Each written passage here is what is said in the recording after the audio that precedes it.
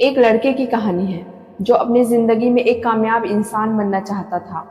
उसके दादाजी ने उसे क्या सिखाया, चलिए जानते हैं। अगर आप मेरे चैनल पर नए हैं तो मेरे चैनल को लाइक और सब्सक्राइब जरूर कीजिएगा। एक वक्त की बात है, एक गांव में एक 10-12 साल का लड़का अपने माता पिता के साथ रहता था। कई सालों के बाद वह लड़का अपने दादाजी के गांव जाता है। वहां जाकर वह हर समय अपने दादाजी के साथ खेलता है।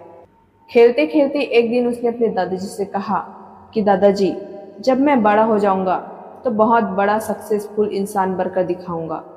क्या आप मुझे कामयाब बनने के लिए कुछ तरीके बता सकते हैं? हेलो। उसके दादाजी मुस्कुराते हुए उसकी तरफ देखते हैं और उसे कहते हैं हाँ, और वह उसे एक पौधों की दुकान पर ले जाते हैं। यहाँ पर छोटे छोटे पौधे मिलते थे। वहां से उसके दादाजी 2 छोटे पौधे खरीदते हैं और वापस घर आ जाते हैं।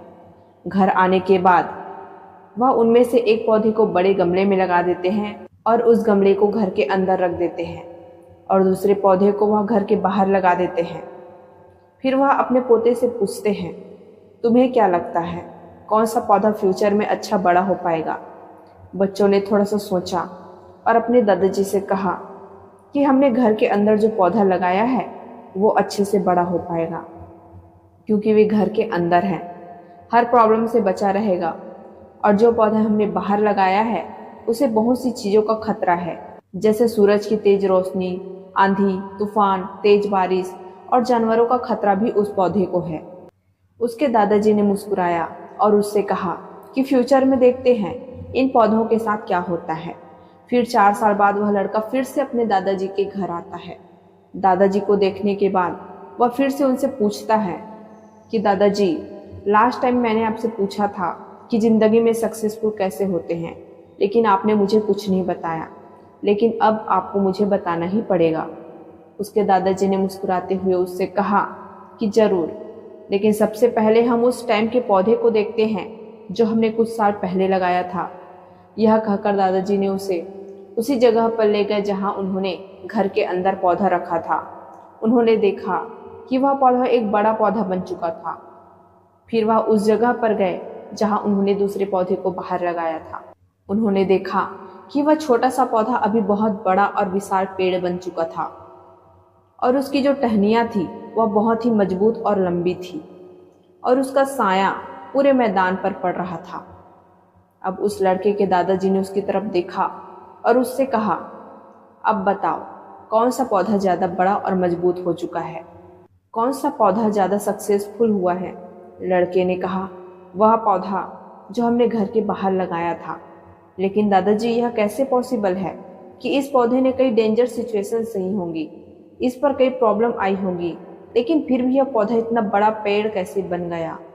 उसके दादाजी ने उसकी तरफ देखा और कहा, तुमने ठीक कहा, जो ख्वाजा हमने बाहर लगाया था उसने कई प्रॉब्लम सही होगी और उन प्रॉब्लम से लड़ते हुए वह इतना बड़ा और विशाल हो पाया है, और अब वह जितना चाहे उतना अपनी टहनियों को बड़ा कर सकता है।